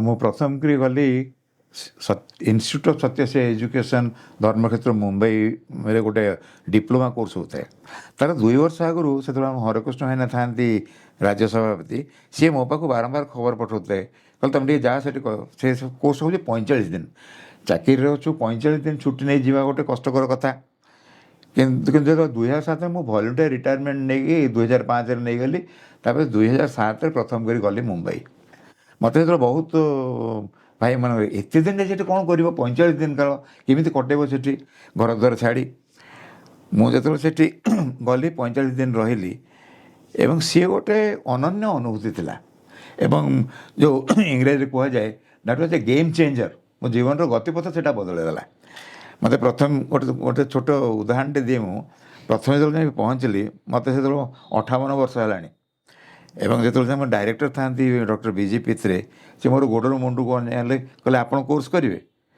आप भी कॉलेज वाले हो कहले कहले ओडिशा तुम किए कौन स्कूल टीचर ना कारण ये कोर्सटा था स्कूल टीचर मान सत्यसाई स्कूल शिक्षक मान उद्दिष्ट किंतु 45 दिन कहीं जाती ना एत दिन धरी टीचर मैंने निजे जाती ना स्कूल मैंने छाड़ती ना तेणु तेणु मुझे पशिबार सुजोग पाइली एवं से वर्ष सेमती थिला अन्य माने सेमती बाहर विदेश आसता से 12 जन महिला से जॉइन करते भारत बहुत कम था आम समुदाय भारतीय 4 जन थी से सो से जो 45 दिन से रही जो अनुभूति है मुझे देखिए ये गोटे जीवन गोटे गोटे नूतन दिगंत खोलीदेला एक आमर गोटे रकम शिक्षा व्यवस्था मुझे अभ्यस्त थी एवं कॉलेज जेहेतु शिक्षा व्यवस्था से केवल लेक्चरिंग सिस्टम आम कहूँ पिला शुणे एवं पिला शुणिले कि न शुणिले भगवान जानते कि स्कूल सिस्टम विषय मोर विशेष धारणा नाला एवं ए प्रकार शिक्षा सिस्टम आदौ धारणा नाला सेठी आमर 45 दिन कोर्स भितर विभिन्न रकम जिन शिखागला जे मेडिटेशन केमती करा जप केमती करा स्कूल असेंबली केमती करा आमको 7 दिन गोटे प्रैक्टिकल टीचिंग दवाई गोटे स्कूल को पठागला एवं आमर गोटे प्रेजेंटेशन दवा पड़ा एमती 45 दिन गोटे सुंदर अनुभूति है एवं से गोटे थाए जो मान को इच्छा करेंगे से मैंने आउ 45 दिन गोटे एडवांस डिप्लोमा करदे मुझे एत आकर्षित हो जाती 6 मास पर आ गोटे कोर्स पुणी से एनलिस्ट हो गली आउ 45 दिन रही गोटे एडवांस डिप्लोमा करदेली एवं एडवांस डिप्लोमा गले गोटे 45 दिन गोटे गोटे डिजर्टेशन आमको देवा पड़े प्राय 50 पृष्ठ खंड लिखि एवं गोटे 3 घंटार गोटे प्रेजेंटेशन देवा पड़ो डिप्लोमा घंटिकिया गोटे प्रेजेंटेशन दिया एडवांस डिप्लोमा 3 घंटार मु समहाउ डॉक्टर पित्रे को टे पसंद हो जाता मोर लेखा कहे मो सी मत सुजोग देले से जो प्रेजेंटेशनटा गोटे फैकल्टी प्रेजेंटेशन था जो सब्जेक्ट मुझे करी से गोटे फैकल्टी थाए सी से गोटे फैकल्टी प्रेजेंटेशन भाव ग्रहण करने यहाँ गोटे अद्भुत जिनस मु बरং अनुरोध कली यहाँ फैकल्टी प्रेजेंटेशन करूँ मत जज कर किए कारण से 3 जन जज आस ग्रेडिंग करती मुझे यहाँ शेष आड़ को रखु जजमेंट ग्रेड दिंतु एमती गोटे सी आउ 45 दिन गोटे खूब आनंद कटला एवं फल दुईटा जिनस मत से गोटे फैकल्टी मेंबर करदे परवर्ती 3-4टा डिप्लोमा कोर्स मत प्रेजेंटेशन देवा पड़ता एवं तापर आरंभ है गोटे एक्रेडिटेशन प्रोसेस आप कॉलेज मैंने जमी नैक टीम विजिट होमती से जो इन्स्टिट्यूट तरफ गोटे कराता एक्रेडिटेशन टीम जी विभिन्न स्कूल को जा ग्रेडिंग करेंगे सो से टीम रे से 14 जनकर ना थाए टाइप हो थाए मुझे गोटे चिट्ठी पाइली से देखिली मुझे 15 नंबर मो नाटा हाथ में लिखाई ଏବଂ ମୋତେ ମଧ୍ୟ ସେ ଟିମ୍ରେ ସାମିଲ କରାହେଇଛି। ଗୋଟେ ଆମର ଗୋଟେ ଟ୍ରେନିଂ ପ୍ରୋଗ୍ରାମ୍ ହେଲା ସାଙ୍ଗେ ସାଙ୍ଗେ ତାପରେ ଆମେ ବିଭିନ୍ନ ସ୍କୁଲରୁ ଭାରତର କେତେ ଗୁଡ଼ିଏ ଶ୍ରେଷ୍ଠତମ ସ୍କୁଲ ଦେଖିବାର ସୁଯୋଗ ମୋତେ ମିଳିଲା। ଏବଂ ଏଥିରେ ଏଇ ଯେଉଁ ବିଭିନ୍ନ ପ୍ରକାର ଟ୍ରେନିଂ ପ୍ରୋଗ୍ରାମରେ ଖୁବ୍ ଭଲ ଧରଣର ମଣିଷଙ୍କ ସାଙ୍ଗେ ପରିଚୟ ହେଲା ଏବଂ ଶ୍ରେଷ୍ଠ ସ୍କୁଲ ଗୁଡ଼ିକ ଦେଖିବାର ଦର୍ଶନ ପାଇଲା। ତେଣୁ ଇଏ ଗୋଟେ ଆଇ ଓପନର୍ ଥିଲା ଯେ ଭଲ ସ୍କୁଲ କେମିତି ହେଇପାରେ, ଭଲ ମଣିଷ କେମିତି ହେବା ସମ୍ଭବ, ଏସବୁ ବିଷୟରେ ଅନେକ ଜିନିଷ ସଂଗଠନରେ ତ କିଛିଟା ଅନୁଭୂତି ଥିଲା। ଏ ଶିକ୍ଷାର ବ୍ୟବସ୍ଥା ଭିତରେ ଇଏ ଗୋଟେ ନୂତନ ଅନୁଭୂତି ଥିଲା। ସେଠୁ ଫେରିଲା ପରେ ମୋତେ ଷ୍ଟେଟ୍ କୋଅର୍ଡ଼ିନେଟର କରିଦିଆଗଲା ଇଏସ୍ବିର। ଓଡ଼ିଶାରେ ସେତେବେଳେ ଥାଏ 19ଟା ସ୍କୁଲ, ସେଥିରୁ 2ଟା କଟିଗଲା, ତାପରେ 17ଟା ସ୍କୁଲ ବର୍ତ୍ତମାନ ଅଛି। ସେଇ 19ଟା ଯାକ ସ୍କୁଲ ବାରମ୍ବାର ମୋତେ ଗସ୍ତ କରିବାକୁ ମିଳିଲା ଏବଂ ତାପରେ ତାଙ୍କୁ ଆକ୍ରେଡିଟେସନ୍ ପାଇଁ ପ୍ରସ୍ତୁତ କରିବାକୁ ପଡ଼ିଲା। ଏବଂ ଯେଉଁ ଡିପ୍ଲୋମା କୋର୍ସକୁ ଯେହେତୁ ଟିଚର୍ସ ବେଶୀ ଯାଇପାରୁନଥିଲେ, ସେଠି ସେମାନେ ନିଷ୍ପତ୍ତି କଲେ ଯେ ଏଇଟା ଷ୍ଟେଟ୍ ଲେଭେଲରେ ଗୋଟେ 20 ଦିନିଆ ସାର୍ଟିଫିକେଟ୍ କୋର୍ସ ହେବ, ପରେ ସେମାନେ ଆଉ 7 ଦିନିଆ ଗୋଟେ ଏକ୍ସପିରିଏନ୍ସିଆଲ ଲର୍ଣ୍ଣିଂର କୋର୍ସ ନିଜ ନିଜ ସ୍କୁଲରେ କରିବେ। ଯେଉଁ ଏକ୍ସପିରିଏନ୍ସିଆଲ ଲର୍ଣ୍ଣିଂ 7 ଦିନ ଆମେ ଯାଇ ସେଠି ନିଜେ ଟିଚିଂ ଦେଇଥିଲୁ। ଏଥିରେ 13ଟି କୋର୍ସ ଆମେ ଓଡ଼ିଶାରେ କରିଥିଲୁ, 2ଟା ସେଥିରୁ ରାୟପୁର ହେଇଥିଲା, ବାକି 13ଟା କୋର୍ସରେ ସାମିଲ ହେବାର ସୁଯୋଗ ମୋତେ ଭଗବାନ ଦେଇଥିଲେ। ଏ ଯେଉଁ ସାଇ ଜନନୀ ଆମେ ବର୍ତ୍ତମାନ ଦେଖୁ, ସେତେବେଳେ ସାଇ ଜନନୀ ପ୍ରତିଷ୍ଠା ହେଲା, ସାଇ ଜନନୀର ଉଦ୍ଘାଟନ ହେଲା ଏବଂ ପ୍ରଥମ କୋର୍ସ ଗୁଡ଼ିକ ଆମର ଏଇ ଯେଉଁ ଏଜୁକେୟର କୋର୍ସ ଗୁଡ଼ିକ ହିଁ ସେ ହେଇଥିଲା ଯେଉଁ କ୍ଲାସରୁମ୍ରେ। ଏବଂ ଏଇ ଯେଉଁ 13ଟି କୋର୍ସ ପରେ ଓଡ଼ିଶାର ସମସ୍ତ ସ୍କୁଲ ଟିଚର ସେଥିରେ ପ୍ରଶିକ୍ଷିତ ହେଇଥିଲେ ଏବଂ ତା'ର ଗୋଟେ ଇମ୍ପାକ୍ଟ ପଡ଼ିଥିଲା। ବିଭିନ୍ନ ସ୍କୁଲରୁ ଗସ୍ତ କରି ସେ ଟିମ୍କୁ ଆକ୍ରେଡିଟେସନ୍ ପାଇଁ ପ୍ରସ୍ତୁତ କରିବା ଏବଂ ବାହାରୁ ଆକ୍ରେଡିଟେସନ୍ ଟିମ୍ ଆସିଲେ ଏବଂ ସେଇ ଟିମ୍ ସେଥିରେ ସାମିଲ ହେଇ ଏଥିରେ ଆମର ସମସ୍ତ ସ୍କୁଲ ସେଥିରେ ଆକ୍ରେଡିଟେଡ୍ ହେଇଥିଲେ। ଇଏ ଥିଲା ଗୋଟେ ବହୁତ ଫ୍ରୁଟଫୁଲ୍ ପିରିୟଡ଼ ବୋଲି ମୁଁ କହିବି। ଏବଂ ମୋର ଯୋଗ୍ୟତା କମ୍ ଥିଲା, କିନ୍ତୁ ଭଗବାନଙ୍କର କୃପା ବହୁତ ଥିଲା ସେଥିରେ। ଏବଂ ସେଇ ସମୟଟା ଥିଲା ମୋ ଜୀବନର ସମ୍ଭବତଃ ସବୁଠୁ ଆକ୍ଟିଭ୍ ପିରିୟଡ଼। ଇଏ ବଡ଼ ଆନନ୍ଦରେ କଟିଲା ସେଇ ସମୟଟା। ମଉସା, ଏବେ ମୁଁ ବୁଝିପାରୁଛି ଆପଣଙ୍କ କଥାରୁ ଯେ ଆପଣଙ୍କୁ ଯେଉଁ ଭଗବାନ 23 ବର୍ଷର ବ୍ୟବଧାନ ରଖିଲେ, ଏଇ ଗୁରୁ ଦାୟିତ୍ୱ ପାଇଁ ଆପଣଙ୍କୁ ଭଗବାନ ପ୍ରସ୍ତୁତ କରୁଥିଲେ। ସମ୍ଭବ ହେଇଥାଏ ଶ୍ରୀ ସତ୍ୟ ସାଇ ଏଜୁକେୟାର ସିଷ୍ଟମ୍ ଓଡ଼ିଶାରେ କିଭଳି ଭାବରେ ପ୍ରସାରଣ କରିବ, ତ ସେଥିପାଇଁ ଆପଣଙ୍କୁ ମାଧ୍ୟମ କରିଥିଲେ। ସେଥିପାଇଁ ଆପଣଙ୍କୁ ନେଇକି ଗୋଟେ ଆପଣ ହ୍ୱେରେସ୍ ଆପଣ ଜଣେ ଶିକ୍ଷକ ହେଇସାରିବା ପରେ ବି, ଆପଣ ଜଣେ ଅଧ୍ୟକ୍ଷ ହେବା ପରେ ବି 58 ବର୍ଷ ବୟସରେ ଆପଣ ଯାଇକି ଡିପ୍ଲୋମା କୋର୍ସ କରୁଛନ୍ତି, ପୁଣି ଆଡ଼ଭାନ୍ସ ଡିପ୍ଲୋମା କୋର୍ସ କରୁଛନ୍ତି, କରିକି ଜଣେ ଫ୍ୟାକଲ୍ଟି ମେମ୍ବର ହେଲା ପରେ ମାନେ ସତ୍ୟ ସାଇ ଏଜୁକେୟାର ସିଷ୍ଟମ୍ରେ, ତାପରେ ଆପଣଙ୍କ ମାଧ୍ୟମରେ ଆସିକି ଓଡ଼ିଶାରେ ଷ୍ଟେଟ୍ କୋଅର୍ଡ଼ିନେଟର ହେଲା ପରେ ଆପଣଙ୍କର ଏଇସବୁ କାର୍ଯ୍ୟକୁ ଭଗବାନ ସମ୍ପ୍ରସାରଣ କରିଥିଲେ। ତ ଏଇ ରିଜିନ୍ ହେଇଥାଇପାରେ ଭଗବାନ ବୋଧେ ଆପଣଙ୍କୁ ପ୍ରସ୍ତୁତ କରୁଥିଲେ। ମଉସା, ବହୁତ ସୁନ୍ଦର ଏଇ ଯାତ୍ରା ଆପଣଙ୍କର ରହିଛି। ଶ୍ରୀ ସତ୍ୟ ସାଇ ଏଜୁକେୟାର ଯାହା ଆଜି ସମ୍ପ୍ରସାରଣ ହେଇଛି ଓଡ଼ିଶା ରାଜ୍ୟରେ, ଆମର ପ୍ରତ୍ୟେକ ସତ୍ୟ ସାଇ ସ୍କୁଲରେ, ତ ନିଶ୍ଚିତ ଭାବରେ ଆମମାନଙ୍କ ପାଇଁ ସମସ୍ତଙ୍କ ପାଇଁ ହୃଦୟସ୍ପର୍ଶୀ। ମଉସା, ଆପଣଙ୍କ ସାଂଗଠନିକ ଜୀବନ ବିଷୟରେ ଶୁଣିଲୁ, ବୃତ୍ତିଗତ ଜୀବନ ବିଷୟରେ ଶୁଣିଲୁ, କିନ୍ତୁ ପାରିବାରିକ ଜୀବନ ବିଷୟରେ ଆପଣ କିଛି କହିନାହାନ୍ତି। ଅଳ୍ପ କିଛି ବହୁତ ମାଉସୀଙ୍କ ବିଷୟରେ ଟିକେ କହିକି ଆପଣ ରହିଗଲେ। ତ ଏଇ ସାଂଗଠନିକ ଜୀବନ, ବୃତ୍ତିଗତ ଜୀବନ, ତା ସହିତ ପାରିବାରିକ ଜୀବନରେ ଆପଣ କିଭଳି ଭାବରେ ସମନ୍ୱୟ ରକ୍ଷା କରିଥିଲେ? ଦେଖନ୍ତୁ, ଯେତେବେଳେ ଆମେ ସଂଗଠନ ଯେତେବେଳେ ଜଏନ୍ କଲୁ, ମୋର 2ଟି ପୁଅ, ସେ 2 ପୁଅ ଧରି ସାନ ସାନ ହେଇଥାନ୍ତି ଏବଂ ମୋର ଯେମିତି କହିଲି ପ୍ରଥମେ ସବୁଥିରେ ମୋ ସ୍ତ୍ରୀ ଆଗ ଘର ହେଇ ପଶିଯାଆନ୍ତି। ତେଣୁ ସିଏ ମଧ୍ୟ ସେତେବେଳେ ଏଜୁକେସନ୍ କୋଅର୍ଡ଼ିନେଟର ହେଇଯାଇଥିଲେ ସମିତିର ସିଏ। ଏବଂ ମୁଁ ଯେହେତୁ ସ୍ପିରିଚୁଆଲ୍ କୋଅର୍ଡ଼ିନେଟର, ପରବର୍ତ୍ତୀ ସମୟରେ ଗୋଟେ ପରିବାରରୁ 2 ଜଣ ରହିବେ ନାହିଁ ବୋଲି କରାଗଲା। କିନ୍ତୁ ସେତେବେଳେ ଦେଖାଯାଉଥିଲା ଯେ ଗୋଟେ ପରିବାର 2 ଜଣ ରହିଲେ ସୁବିଧା ହେଉଛି, କାରଣ ଏକାଠି ମିଶିକି ଯାଇପାରୁଛନ୍ତି ଏବଂ ସେ ମାର୍ଗରେ ଆମେ ମଧ୍ୟ ବହୁତ ମିଶିକି ବହୁତ ବୁଲିପାରିଲୁ। ପିଲାମାନେ ମୁଁ କହିବି ହଁ ଟିକେ ନେଗ୍ଲେକ୍ଟେଡ଼୍ ହେଇଛନ୍ତି, କିନ୍ତୁ ପିଲାମାନଙ୍କୁ ତ ଏତେ କେବେ ରେଜିଷ୍ଟାନ୍ସ କରିନାହାନ୍ତି। ଆଉ ପରିବାର ତରଫରୁ ମୁଁ କେବେ ବିଶେଷ ଅସହଯୋଗ ପାଇନାହିଁ ଏବଂ ସେ ସମୟରେ ବହୁତ, ଏବଂ ତା ଫଳରେ ମୁଁ ଭାବୁଛି ଅନ୍ୟାନ୍ୟ ଟିକେ ଫିଜିକାଲି ହୁଏତ ଅସୁବିଧା କେତେବେଳେ ହେଇଥିବ, କିନ୍ତୁ ତା'ର ଗୋଟେ ଇମ୍ପାକ୍ଟ ନିଶ୍ଚିତ ଭାବରେ ପିଲାଙ୍କ ଉପରେ ମଧ୍ୟ ପଡ଼ିଥିବ ବୋଲି ମୁଁ ତାକୁ କେବେ ମେଜର୍ କରିନି, କିନ୍ତୁ ନିଶ୍ଚିତ ଭାବରେ ପଡ଼ିଥିବ ବୋଲି ମୁଁ ଆଶା କରୁଛି। କିନ୍ତୁ ରେଜିଷ୍ଟାନ୍ସ କେବେ କିଛି ହେଇନାହିଁ ଏବଂ ସ୍ମୁଥଲି ସେ ପିରିୟଡ଼ଟା ହେଇଯାଇଛି। ଏବଂ ଅନେକ ସମୟରେ ଆମର ଖାଇବା ପିଇବା ଠିକ୍ ନଥାଏ, ଘର କେତେବେଳେ ତାଲା ପଡ଼ିଥାଏ, କିଏ କୁଆଡ଼େ ଯାଇଥାଏ ଠିକଣା ନାହିଁ, ଯେମିତି ଆମ ଅନେକ ସେ ଅନୁଭୂତି ଥିବ ଏବଂ କିନ୍ତୁ ସେ ପିରିୟଡ଼ଟା ପୁରା ଆନନ୍ଦଦାୟକ ଥିଲା। ପରିବାର ତରଫରୁ ମୋର କେବେ କିଛି ରେଜିଷ୍ଟାନ୍ସ ହେଇନାହିଁ। ଏ ସଂକ୍ରାନ୍ତରେ ମୁଁ ଗୋଟେ ଜିନିଷ ଉଲ୍ଲେଖ କରିବି, ଯେତେବେଳେ ମୋ ପତ୍ନୀଙ୍କ କଥା କହୁଥିଲି, ସେ ଦୁଇ ଜଣଙ୍କ କଥା କ'ଣ କହିବି, ଗୋଟେ ପତ୍ନୀଙ୍କ କଥା ଏବଂ ଡକ୍ଟର ପିତ୍ରେଙ୍କ କଥା ଟିକେ ସାମାନ୍ୟ ସମୟ ଲାଗିବ। ଆଜ୍ଞା ଆଜ୍ଞା ଆମର ପ୍ରଥମେ ଯେତେବେଳେ ଏ ଯେଉଁ ରାଜ୍ୟସ୍ତରୀୟ କୋର୍ସ ଆରମ୍ଭ ହେଲା ସେତେବେଳେ ଆମ ପ୍ରଶାନ୍ତି ନିଳୟମରେ ଥାଉ, ଡକ୍ଟର ପିତ୍ରେ ଥାଆନ୍ତି, ଆମର ହରେକୃଷ୍ଣ ଭାଇନା ମଧ୍ୟ ଥାଆନ୍ତି। ସେତେବେଳେ ଡକ୍ଟର ପିତ୍ରେ ମୋତେ ଡକେଇ ପଠାଇଲେ ଆମର ପ୍ରଶାନ୍ତିର କଲୁଅନ୍ ଥଳର ଇଷ୍ଟ ଗେଟ୍ ପାଖରେ ଦୁଇ ଜଣ ଯାକ ଠିଆ ହେଇଥାନ୍ତି। ମୋତେ କହିଲେ, ହରେକୃଷ୍ଣ ଭାଇନା ମୋତେ କହିଲେ ଯେ ରାୟପୁରରେ ଗୋଟେ ଆମର ପ୍ରଥମ କୋର୍ସଟା ହେବ। ମୁଁ କହିଲି ରାୟପୁରରେ କାହିଁ ହେବ ନା, ଆମେ ସେ ଯେଉଁ ସ୍ପେସିଫିକେସନ୍ ଦେଉଛନ୍ତି ଆମେ ସେ ଜାଗା ତାଙ୍କୁ ଦେଇପାରୁନୁ। ଆଉ ଠିକ୍ ଅଛି। ତ ଡକ୍ଟର ପିତ୍ରେ ତାପରେ ସେ ବାରମ୍ବାର ଫୋନ୍ କରନ୍ତି। ଡକ୍ଟର ପିତ୍ରେଙ୍କ ଗୋଟେ କଥା କହିଲେ ସିଏ ଗୋଟେ ଅଧ୍ୟାୟ ହେଇଯିବ। ସେ ଜଣେ ଏ ପ୍ରକାରର ମଣିଷ। ସିଏ ସେଠୁ ଫୋନ୍ କରି କହିଲେ ଏମିତି ହେବ ଏ ହେବ ଆଉ ଆପକୁ ତ ଏକ ବାର ଜାନା ହୋଗା। କହିଲେ ହଉ ଠିକ୍ ଅଛି। ସେତେବେଳେ ମୋତେ ଷ୍ଟେଟ୍ କୋଅର୍ଡ଼ିନେଟର୍ କରିଥାନ୍ତି ଜଷ୍ଟ, କିଏ କରିବାକୁ ଯାଉଥାନ୍ତି କ'ଣ ଗୋଟେ। ସେଠୁ ତାପରେ କିଛି ସମୟ କଲେ ସେଠି 2ଟା କୋର୍ସ ହେବ। ଆଉ 2ଟା କୋର୍ସରେ ଆପଣଙ୍କୁ ମଧ୍ୟ 2 ଥର ଟିକେ ଯିବାକୁ ପଡ଼ିବ। ଦେଖ କ୍ରମଶଃ ସେ ଡକ୍ଟର ପିତ୍ରେ ଧୀରେ କେମିତି କଥାଟାକୁ ବଢ଼ାଉଛନ୍ତି।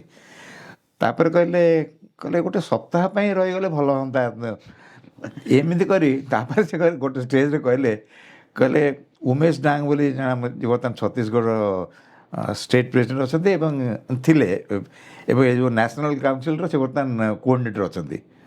ସିଏ କହିଲେ ତାଙ୍କର ଗୋଟେ ଫାର୍ମ ହାଉସ୍ ଥାଏ, ସେଠି କୋର୍ସଟା ହେଉଥାଏ। कहले मैं उमेश को बोल चुका हूँ, आप अपने मिसेस पाढ़ी को लेके चले जाइए, से आपको सब बंदोबस्त करदे। मुझे कथाटा हो सारी जाफल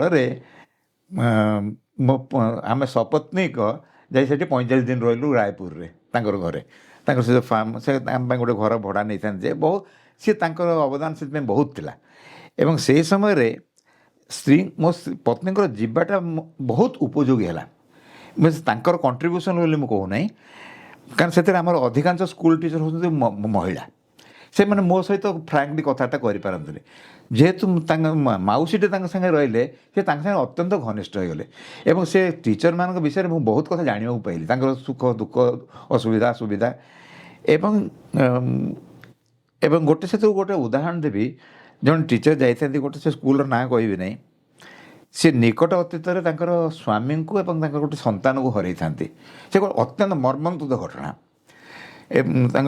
आखि सामने सान छुआटे जलीगला, स्वामी एक्सीडेंट मरी जाइबा परे।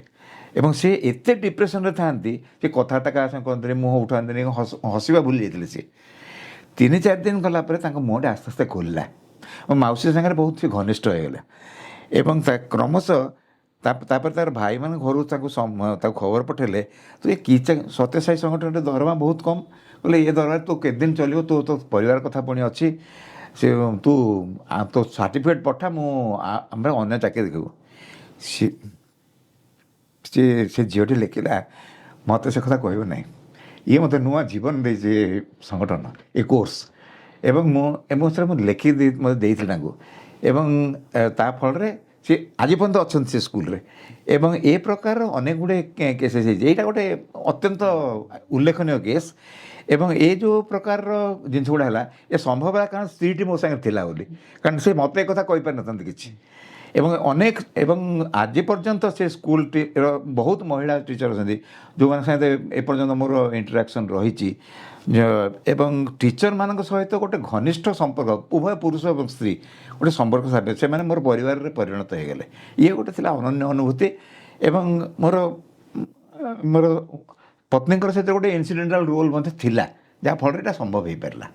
जो निश्चित भाव में मो से एत कथा भितर गोटे गुरुत्वपूर्ण कथा रही था जे सत्य से स्कूल भगवान जो संगठन ता सहित स्कूल जो डेडिकेशन पुणी गोटे स्वामी को गोटे पिला को हरैला जो मानसिक चिंताधारा जे भगवान प्रत्येक भगवान को धरिकी जीवा आ मौसी को कि भाव में माध्यम आप जो कहते यदि हूँ आज मौसी न था हूँ से परिभाषा से व्यक्त कर पार जो फेयरवेल मीटिंग इत्यादि सी मत तो बहुत प्रशंसा कले एत त्याग स्वीकार कर इत्यादि जहाँ जहाँ कहले मो अपेक्षा मो स्त्री को बेसी प्रशंसा कले त्याग अतुलनीय इत्यादि बहुत जहाँ किंतु से मौसी माध्यम से जो लोक आज हुए तो ସତ୍ୟସାଇ ସଂଗଠନରେ ସେ ଯେଉଁ ସ୍କୁଲ ସିଷ୍ଟମରେ ବା ଏଜୁକେସନ ସିଷ୍ଟମ ସହିତ ସେ ଜଡ଼ିତ ରହିଛନ୍ତି ଅନ୍ୟ ଟିଚର୍ସ ମାନଙ୍କ ପାଇଁ ସେ ମଧ୍ୟ ବହୁତ ଇନ୍ସପାୟାର ଆମର ଯେଉଁ ସତ୍ୟସାଇ ସ୍କୁଲ୍ସ ଯେ ଭଗବାନ ସହିତ କନେକ୍ଟେଡ୍ ହେଇକି ରହିଛନ୍ତି ମଡର୍ଣ୍ଣ ଏଜୁକେସନ ବା ମଡର୍ଣ୍ଣ ଆଧୁନିକ ଦୁନିଆଠୁ ସ୍ପିରିଚୁଆଲିଟି ସହିତ ସେ କନେକ୍ଟେଡ୍ ହେଇକି ରହିଛନ୍ତି। ମଉସା ଯୁବ ଭିତରେ ଏକ ପ୍ରଶ୍ନ ଭଗବାନଙ୍କର ପ୍ରଦତ୍ତ 9 ପଏଣ୍ଟ କୋଡ୍ ଅଫ୍ କଣ୍ଡକ୍ଟ ତା ସହିତ 10 ଫୋଲ୍ଡ ପାର୍ଟ ଟୁ ଡିଭିନିଟି ଯାହା ସାଇ ଭକ୍ତମାନଙ୍କ ପାଇଁ ବାଧ୍ୟତାମୂଳକ ଆଜିର ଏ ଆଧୁନିକ ସମୟରେ ଏହା ଅନୁସରଣ କରିବା କେତେ ଦୂର ସମ୍ଭବପର? ଦେଖନ୍ତୁ ଭଗବାନ ଏଇ ଯେଉଁ ଆମର ନିର୍ଦ୍ଦେଶାବଳୀ ଦେଇଛନ୍ତି ସିଏ ଆମକୁ ଭଲ ମଣିଷ ଭାବରେ ଗଠନ କରିବା ପାଇଁ। ତେଣୁ ପ୍ରଥମ ଆବଶ୍ୟକତା ହେଉଛି ଆମେ ଭଲ ମଣିଷ ହେବାକୁ ଚାହୁଁଛୁ ନା ନାହିଁ। ଯଦି ଆମେ ଭଗବାନ ଭଲ ମଣିଷ ହେବାକୁ ଚାହୁଁଛୁ ତାହେଲେ ଭଗବାନଙ୍କ ଉପରେ ବିଶ୍ୱାସ ରଖି ଏଗୁଡ଼ିକ କଲେ ସବୁ ସମ୍ଭବ। ଅନେକ ଗୁଡ଼ିଏ କଥା ଦିଗ ଅଛି ଯେଉଁଟା ଭାରି କଷ୍ଟକର ଇନ୍ ଦ ସେନ୍ସ ଆମର ପ୍ରଚଳିତ ଅଭ୍ୟାସର ସେଗୁଡ଼ା ପରିପନ୍ଥୀ। ଯେମିତି ଆମର ଅନ୍ୟ କାହାର ପଛରେ ନିନ୍ଦା କରିବନି ବା not speaking ill of others especially in there absence. ଏଇଟା ଆମର ଏତେ ଅସ୍ଥି ମଜ୍ଜାଗତ ଯେ ଏଇଟା ଆମର କରିବା କଷ୍ଟକର ତାକୁ ସେ ଯେଉଁ ଉଦ୍ଧାର ପାଇବା। କିନ୍ତୁ ତାହା କ'ଣ ଅସମ୍ଭବ କଥା? ଆମେ କ'ଣ ଅନ୍ୟର ନିନ୍ଦା ନ କରି ରହିପାରିବା ନାହିଁ? ନିନ୍ଦା କରିବା କିଛି ଆବଶ୍ୟକ ନାହିଁ। ଏମିତି ଭାବରେ ଅନେକ ଗୁଡ଼ିଏ ଜିନିଷ ଅଛି ଯେଉଁଟା ଆମେ କରିପାରିବା। ସେଥିପାଇଁ ଟିକେ ଉଦ୍ୟମ ଦରକାର ଏବଂ ନିଜ ଗୋଟେ ଡିଟରମିନେସନ୍ ଦରକାର। ଗୋଟେ ନିଜ ତରଫରୁ ଗୋଟେ ଯଦି ଉଦ୍ୟମ ହୁଏ ତାହା ନିଶ୍ଚିତ ଭାବରେ ସମ୍ଭବ ଯଦି ଭଗବାନଙ୍କୁ ନେଇ ଗୋଟେ ବିଶ୍ୱାସ ଅଛି। ଏବଂ ଯେଉଁଠି ଆମର ଚ୍ୟାଲେଞ୍ଜିଂ ଅବସ୍ଥା ଆସୁଛି ଆମ ପଛରେ ତ ଭଗବାନ ଅଛନ୍ତି ନା। ଭଗବାନ ତ ଆମକୁ ସବୁ ଜିନିଷରେ ଗାଇଡ଼ କରିବା ପାଇଁ ରେଡ଼ି ଅଛନ୍ତି। ତେଣୁ ଆମେ ଖାଲି ଭଗବାନ ସେ ଯେଉଁ ତାଙ୍କର ସେ ଯେଉଁ ପୁରୁଣା କଥାଟା ଗୋଟେ ପାଦ ଆଗକୁ ବଢ଼ା ମୁଁ ତୁମ ଆଡ଼କୁ 100 ପାଦ ଆସିବି। ସେ ଗୋଟିଏ ପାଦ ବଢ଼େଇଲେ ସବୁକିଛି ମିଳିବ। ସେ ଗୋଟେ ପାଦ ବଢ଼େଇବା ପାଇଁ ଆମେ ଟିକେ ରେଡ଼ି ଥିବା ଦରକାର। ଇଟ୍ କ୍ୟାନ୍ ବି ଡନ୍, କିଛି ଅସୁବିଧା ନାହିଁ। ଆମର ଅସୁବିଧା ନାହିଁ ବୋଲି କହିବା ବୋଧେ ଠିକ୍ ହେବନି। କିଛିଟା ଚ୍ୟାଲେଞ୍ଜିଂ ହେବ କିନ୍ତୁ ଆମେ ତାକୁ ଅତିକ୍ରମ କରିପାରିବା। ଏବଂ ଏଇଟା ତ ଜୀବନର ଗୋଟେ ସାଧନାର ମାର୍ଗ ଗୋଟେ ଗୋଟେ ଗୋଟେ ଅତିକ୍ରମ କରି ଯିବାଟା। ତ ସେଇଟା ସେ ପଥରେ ଆମେ ନିଶ୍ଚିତ ଭାବରେ ଯିବାକୁ ପଡ଼ିବ। ଉଦ୍ୟମଟା ଜାରି ରଖିବାକୁ ପଡ଼ିବ। ନିଶ୍ଚିତ ଭାବରେ ମଉସା ଏଇ ଯେଉଁ ବାର୍ତ୍ତା ଆମର ଯୁବ ସମାଜ ତା ସହିତ ସମସ୍ତଙ୍କୁ ମଧ୍ୟ ହୃଦୟସ୍ପର୍ଶୀ ହୋଇଥିବ ଆଉ ସମସ୍ତେ ଏହାକୁ କାର୍ଯ୍ୟକାରୀ କରାଇ ପାରିବେ ନିଶ୍ଚିତ ଭାବରେ ଆମେ ମଧ୍ୟ ସେଥିପାଇଁ ମଧ୍ୟ ଆଶାତୀତ। ତ ମଉସା ଆଜିର ଏଇ ଅଧ୍ୟାୟର ଆମର ଶେଷ ପ୍ରଶ୍ନ ରହିବ ଆପଣଙ୍କ ପାଇଁ। ଦୀର୍ଘ 37 ବର୍ଷରୁ ଉର୍ଦ୍ଧ୍ୱ ଯାତ୍ରା ଭଗବାନଙ୍କ ସାନ୍ନିଧ୍ୟ ଭଗବାନଙ୍କ ସହିତ ଓତପ୍ରୋତ ଭାବରେ ତାଙ୍କ ସଂଗଠନ ସହିତ ଆପଣ ଜଡ଼ିତ ରହିଛନ୍ତି ଆଉ ଏହା ମଧ୍ୟ ଜାରି ରହିଛି। ତ ଏଇ ଭିତରେ ଆପଣ ବହୁତ ଜିନିଷ ଅନୁଭୂତି ଦିବ୍ୟ ଅନୁଭୂତି ସାଉଁଟିଛନ୍ତି ତାକୁ ନିଜ ଜୀବନରେ କାର୍ଯ୍ୟକାରୀ ମଧ୍ୟ କରିଛନ୍ତି। ତ ଏଇ ସମୟ ଭିତରେ ଆଜି ଆମର ଦର୍ଶକମାନଙ୍କ ପାଇଁ ଆପଣଙ୍କର କ'ଣ ବାର୍ତ୍ତା ରହିଛି? ଦେଖନ୍ତୁ ଏତେ ବର୍ଷର ଅଭିଜ୍ଞତା ଭିତରେ ଆମର ତ ଅନେକ ଜିନିଷ ଶିଖିବା ପାଇଁ ଅଛି, କରିବା ପାଇଁ ଅଛି। ମୋର ଗୋଟେ ଜିନିଷ ମନେ ହୁଏ ଯେଉଁଟା ଅନେକ ସମୟରେ ଆମେ ଭୁଲି ଯାଉଛୁ, ସେଇଟା ହେଉଛି ଯେଉଁ ଗୋଟେ କୃତଜ୍ଞତା ଭାବ। ଆମେ ଭାବୁ ଯେ ଆମର ଯାହା ଆବଶ୍ୟକ ଆମେ ସେଇଟା ନିଶ୍ଚୟ ପାଇବା ଦରକାର। କିନ୍ତୁ ଆମେ ଯାହା ପାଇଛୁ ଆମ ବାପା ମାଆଙ୍କଠୁ, ଆମ ଶିକ୍ଷକମାନଙ୍କଠୁ, ଏଲ୍ଡରମାନଙ୍କଠୁ, ସମାଜର ବିଭିନ୍ନ ବର୍ଗରୁ, ସାଙ୍ଗସାଥିମାନଙ୍କଠୁ, ଏ ସମସ୍ତଙ୍କର ଆମ ଜୀବନର ଗଠନ ପାଇଁ ଅବଦାନ ରହିଛି। ଏବଂ ସେଥିପାଇଁ ଆମେ କୃତଜ୍ଞ ହେବା ଦରକାର। କାରଣ ଏ ସମସ୍ତେ ହେଉଛନ୍ତି ଭଗବାନଙ୍କର ଗୋଟେ ଜଣେ ଜଣେ ପ୍ରତିନିଧି। ଭଗବାନ ତାଙ୍କରି ଜରିଆରେ ଆମ ଜୀବନଟାକୁ ଧୀରେ ଧୀରେ ଗୋଟିଏ ପରେ ଗୋଟେ ଇଟା ଥୋଇ ଗଢ଼ିଛନ୍ତି। ତେଣୁ ଆମେ ଅନବରତ ଗୋଟେ କୃତଜ୍ଞତା ଭାବ ଆମ ଭିତରେ ରହିବା ଦରକାର। ଯେଉଁ ଜିନିଷଟା ଆଜି ଘୋର ଅଭାବ ରହିଛି। ଆମେ କେହି କାହା ପ୍ରତି କୃତଜ୍ଞ ହେଉନେ। ଟିକେ ଯେ ପାଣି ଗ୍ଲାସ୍ ଦେଇଦେଲେ ଥ୍ୟାଙ୍କ ୟୁ ବୋଲି କହୁଛେ କିନ୍ତୁ କୌଣସି ହୃଦୟରେ ସେ ଥ୍ୟାଙ୍କସ୍ ଭାବଟା ନାହିଁ ଆମର। ତେଣୁ ଆମେ ଏ ଯେଉଁ କୃତଜ୍ଞତା ଭାବଟା ଆସିବାକୁ ହେଲେ ଆମର ଟିକେ ଆଖି ଖୋଲି ଚାରିଆଡ଼କୁ ଟିକେ ଦେଖିବା ଯେ ପୃଥିବୀରେ ପ୍ରକୃତରେ ଘଟୁଛି କ'ଣ ଏବଂ କେତେ ଲୋକଙ୍କ ଉପରେ ଆମେ ନିର୍ଭରଶୀଳ। ଏବଂ ସେଥିପାଇଁ ଟିକେ ଆତ୍ମସମୀକ୍ଷା କରିବା ଏବଂ ଏ ସୃଷ୍ଟି ପାଇଁ, ଆମର ଜୀବନ ପାଇଁ, ଭଗବାନଙ୍କ ପାଇଁ ଏବଂ ଆମର ପରିପାର୍ଶ୍ୱ ପାଇଁ ଆମେ ଟିକେ କୃତଜ୍ଞ ରହିବା। ଏତିକି ଯଦି ଆମେ କରିପାରିବା ଆମ ଜୀବନଟା ବହୁତ ସୁନ୍ଦର ଭାବରେ ଗଠିତ ହୋଇପାରିବ। ନିଶ୍ଚିତ ଭାବରେ ମଉସା ଆପଣଙ୍କର ଏ ବାର୍ତ୍ତା ତ ନୁହଁ, ଏଇଟା ଭଗବାନଙ୍କ ବାର୍ତ୍ତା। ଆଉ ଭଗବାନଙ୍କର ଯେଉଁ ବାର୍ତ୍ତା ରହିଥିଲା ସଦାସର୍ବଦା ସମସ୍ତଙ୍କର କୃତଜ୍ଞ ରହିବା ପାଇଁ। ତ ନିଶ୍ଚିତ ଭାବରେ ଆମର ଦର୍ଶକମାନଙ୍କ ପାଖରେ ଏ ବାର୍ତ୍ତା ପହଞ୍ଚିଥିବ। ମଉସା ଦୀର୍ଘ 37 ବର୍ଷର ଯାତ୍ରା, ଏଇ ଦିବ୍ୟ ଯାତ୍ରା ମଧ୍ୟରେ ଶ୍ରୀ ସତ୍ୟସାଇ ସେବା ସଂଗଠନ ମାଧ୍ୟମରେ ଭଗବାନଙ୍କ ପ୍ରତି ଦୃଢ଼ ବିଶ୍ୱାସ, ଭଗବାନ ବୋଲି ଆପଣଙ୍କର ସେଇ ତାଙ୍କୁ ଗ୍ରହଣ କରିବା, ତା ସହିତ ଏହି ସଂଗଠନ ପ୍ରଭାବରେ ଆପଣଙ୍କର ଭିତରେ ଥିବା ଦୁର୍ଗୁଣ ଗୁଡ଼ିକୁ ବର୍ଜନ କରିବା, ତା ସହିତ ଶ୍ରୀ ସତ୍ୟସାଇ ଏଜୁକେୟାର ସିଷ୍ଟମର ମହତ୍ଵ ଓ ଭଗବାନଙ୍କର ଶିକ୍ଷାକୁ ଆପଣଙ୍କ ଜୀବନରେ ତାକୁ ଅବରନ୍ତ ଭାବରେ ଆପଣ ତାକୁ ପାଳନ କରିବା ନିଶ୍ଚିତ ଭାବରେ ଆମ ଦର୍ଶକମାନଙ୍କୁ ପ୍ରଭାବ ପକାଇଥିବ। ଆପଣଙ୍କର ଦୀର୍ଘ ସୁସ୍ଥ ଓ ନିରାମୟ ଜୀବନ ପାଇଁ ଭଗବାନ ପାଖରେ ପ୍ରାର୍ଥନା କରୁଛୁ। ତା ସହିତ ଆଜିର ଏହି କାର୍ଯ୍ୟକ୍ରମକୁ ଏଠି ଆମେ ଶାନ୍ତି ମନ୍ତ୍ର ସହ ବିରାମ ଦେବା। ସାଇରାମ ସାଇରାମ।